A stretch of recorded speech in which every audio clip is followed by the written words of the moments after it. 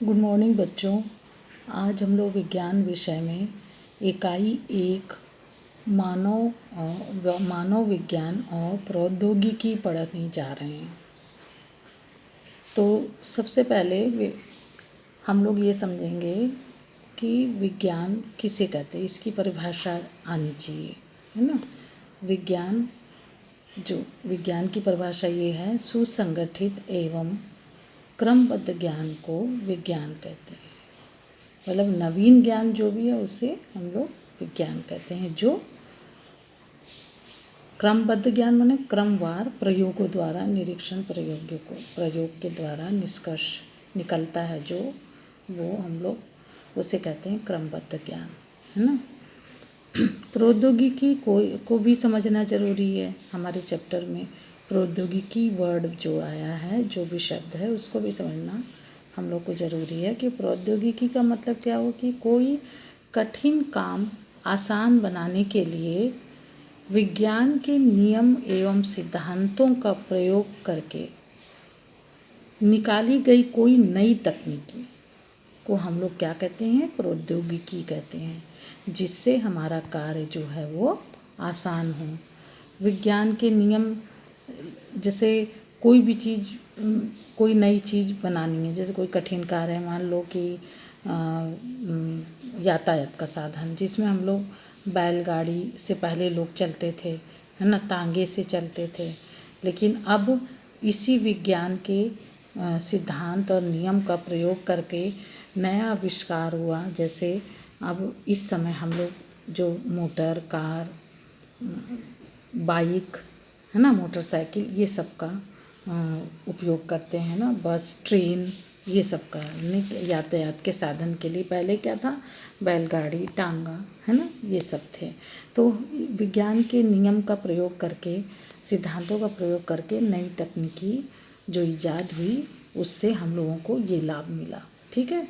अब विज्ञान के नियम के प्रयोग करके कार्य को सरल बनाने के लिए जो हम लोग साधन विकसित कर लिए, यही प्रौद्योगिकी है।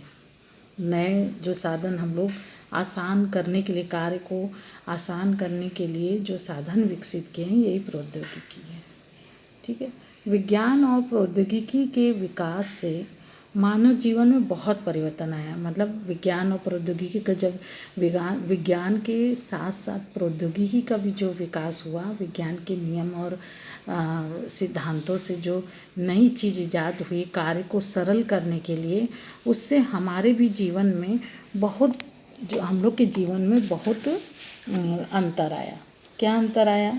विज्ञान एवं प्रौद्योगिकी के विकास के कारण विभिन्न क्षेत्रों जैसे यातायात, चिकित्सा, जनसंचार, मनोरंजन एवं कृषि के क्षेत्र में नए नए आविष्कार हुए, है ना। जैसे यातायात के साधन में हम लोग क्या देखते हैं कि आजकल डीजल इंजन, रेडियो, टेलीविज़न, है ना, ये सब चीज़ें हो गई हैं। मैंने यातायात के लिए तो डीजल इंजन और ये सब हैं, और मनोरंजन के लिए रेडियो और टेलीविज़न।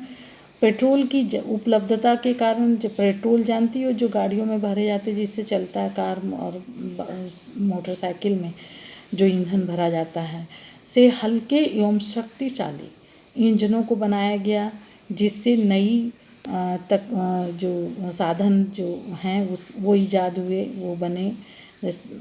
इसके बाद नई इंजनों का उपयोग हवाई जहाज़ उड़ाने के लिए किया गया। इसी क्रम में लंबी दूरी की जो लंबी दूरी को कम समय में तय करने के लिए सुपरसोनिक जेट एवं हेलीकॉप्टर का भी निर्माण हुआ, है ना। समुद्री मार्ग से माल तथा सवारी ढोने के लिए बड़े बड़े हवाई जहाज़ का प्रयोग हुआ। ठीक है। पहले बीमारी जब हो जाती थी तो लोग क्या करते थे कि घरेलू उपचार करते थे, परंतु अब गांव के लोग प्राथमिक चिकित्सा केंद्र पर डॉक्टरों द्वारा इलाज करते हैं।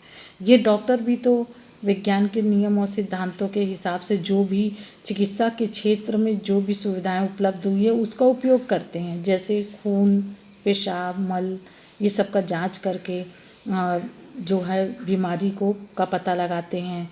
आधुनिक मशीनें आ गई हैं आजकल, है ना, चिकित्सा के क्षेत्र में, जैसे एक्सरे मशीन, अल्ट्रासाउंड, आंतरिक अंगों को, मतलब हम लोग के शरीर के अंदर के जो अंग हैं उसकी जांच करके, किसके द्वारा करते हैं, स्कैनर्स के द्वारा। मतलब हमारे अगर सिर में कोई तकलीफ़ है तो मस्तिष्क की जांच करते हैं स्कैनर से, और जांच करके शरीर के अंदर के भाग की जांच करते हैं एंडोस्कोपिक से, है ना, मशीन का प्रयोग करते हैं। ये सब क्या है, आधुनिक चिकित्सा के साधन हैं, ठीक है, उपकरण हैं। पहले टेलीफोन की सुविधा नहीं थी, है ना, लोग एक दूसरे का हाल जानने के लिए संदेश वाहक, पत्र, टेलीग्राम, प्रशिक्षित कबूतरों द्वारा संदेश भेजते थे।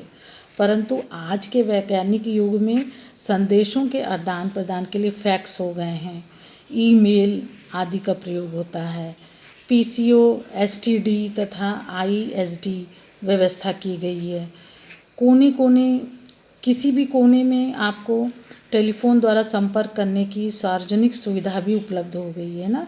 पहले लोग घुड़सवारी, शतरंज, चौपाल का आदि से अपना मनोरंजन करते थे, है ना, क्षेत्रीय संगीत के माध्यम से अपना मनोरंजन करते थे। अब आजकल मोबाइल, कंप्यूटर, वीडियो, ये सब की भी सुविधाएं हो गई ना। ये सब भी तो आधुनिक विज्ञान और प्रौद्योगिकी की ही देन है ना। पहले उद्योग धंधे बहुत कम थे, परंतु आज हमारा देश औद्योगिक क्षेत्र में विकसित देशों की बराबरी कर रहा है। मतलब जो बाहर के देश है, जो विकसित हो चुके हैं, जहाँ पे कोई चीज़ की कमी नहीं है, सब की चीज़ की सुविधा हो गई है, उसकी बराबरी अब हमारा देश कर रहा है। स्टील के उत्पादन के लिए भारत में कई जगह उत्पादन होता है, जैसे जमशेदपुर, राउरकेला, भिलाई, दुर्गापुर आदि शहर में कारखाने खुले हुए हैं, है ना। और जल शक्ति से विद्युत उत्पन्न करने के लिए hydro electric power station, Obra, है ना, अनपरा, पनकी, ऊंचाहार आदि स्थानों पर जो है कोयले के विद्युत जो है national thermal power corporation NTPC के पावर स्टेशन स्थापित किए गए हैं, ठीक है।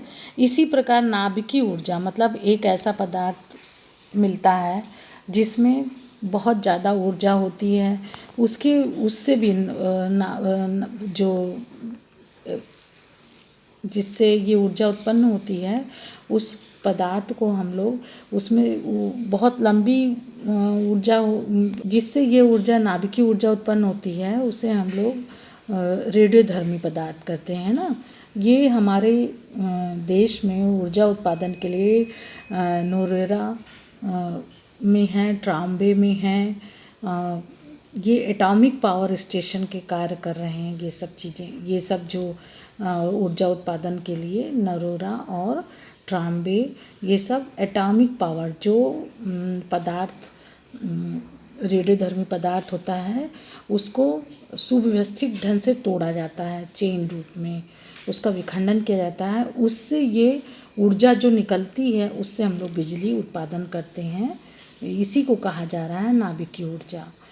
इसी प्रकार कृषि के क्षेत्र में भी बहुत ज़्यादा विकास हुआ है। आधुनिक सुविधाजनक यंत्र बने हैं, जिसमें ट्रैक्टर है, थ्रेसर है, हार्वेस्ट है, डीजल के पंप हैं, ट्यूबवेल है, ये सब हैं, है ना। शोधित बीज है, उन्नत प्रकार के बीज और उन्नत प्रकार के सुपर फास्फेट खाद, यूरिया, रासायनिक उर्वरकों का भी प्रयोग किया जा रहा है। खाद्यान्न के क्षेत्र में हम लोग काफ़ी आत्मनिर्भर हो गए हैं। अब अपने देश की आवश्यकता को पूरी करने के साथ साथ हम लोग बाहर भी अनाज भेजते हैं, है ना। तो इस जो सफलता मिली है इसमें, इसको हम लोग हरित क्रांति कहते हैं। फिर इसके अलावा हम लोग मत्स्य उत्पादन में भी उन्नत प्रकार के मत्स्य बीज का उत्पादन कर रहे हैं। वैज्ञानिक बनाए हैं जो नया बीज, उससे उत्पादन बढ़ गया है। मत्स्य उत्पादन, सब्जी का उत्पादन बढ़ गया है उन्नत बीज से। रेशम का उत्पादन बढ़ गया है, जो शहतूत के वृक्षों पर पालन करते हैं रेशम के कीट का वैज्ञानिक विधि से। इससे सूअर का पालन बढ़ गया है, संतुलित आहार और टीकाकरण करके। मुर्गी पालन, संतुलित आहार और टीकाकरण करके मुर्गियों का भी उत्पादन बढ़ गया है ना। अब विज्ञान के से प्रौद्योगिकी विज्ञान ने प्रौद्योगिकी तथा प्रौद्योगिकी ने विज्ञान का विकास किया है। वास्तव में प्रौद्योगिकी तथा विज्ञान दोनों एक दूसरे पर आश्रित हैं। प्रौद्योगिकी का विकास विज्ञान के नियम तथा सिद्धांतों के दैनिक जीवन में उपयोग से होता है। यही कारण है कि प्रौद्योगिकी को व्यावहारिक ज्ञान भी कहा जाता है। इसी प्रकार विज्ञान का जितना अधिक विकास होगा उतना ही प्रौद्योगिकी का भी विकास होगा, क्योंकि विज्ञान प्रौद्योगिकी और प्रौद्योगिकी जो है विज्ञान का विकास करता है। प्रौद्योगिकी और विज्ञान एक दूसरे पर आश्रित हैं। प्रौद्योगिकी का विकास विज्ञान के नियम और सिद्धांतों के हिसाब से हुआ। यही हमने कहा ना, जो कठिन कार्य को करने के लिए, सरल करने के लिए विज्ञान के नियम और सिद्धांतों के हिसाब से जो नई तकनीकी का ईजाद हुआ वही प्रौद्योगिकी है ना। तो नियम दोनों एक दूसरे के बिना बन नहीं सकते, इसलिए दोनों एक दूसरे पे जो है निर्भर हैं। यही कारण है कि दोनों में व्यवहारिक, इसीलिए इन दोनों को व्यवहारिक ज्ञान भी कहते हैं। इसी प्रकार विज्ञान का जितना अधिक विकास होगा उतना ही उत्तम प्रौद्योगिकी विकसित होगी। ठीक है, चलिए कुछ और भी जानें। हरित क्रांति फसल उत्पादन, श्वेत क्रांति दूध का उत्पादन, पीली क्रांति तिलहन, भूरी क्रांति उर्वरक का उत्पादन, नीली क्रांति मत्स्य उत्पादन। मतलब ये सब क्रांतियाँ हुई हैं हमारे यहाँ। जो डॉक्टर वर्गीस कुरियन जो हैं वो श्वेत क्रांति के जनक हैं। ठीक है, आज इस पाठ में हम लोग इतना ही पढ़ेंगे और मैं पेज का फ़ोटोकॉपी भेजूंगी, फ़ोटो खींच के। इसको आप ज़रा मोबाइल में पढ़िएगा, क्योंकि आपके पास तो बुक अभी होगी नहीं, और पढ़ के समझ के रखिएगा। फिर आगे कल फिर हम लोग पढ़ेंगे। ठीक है, ठीक है, ओके।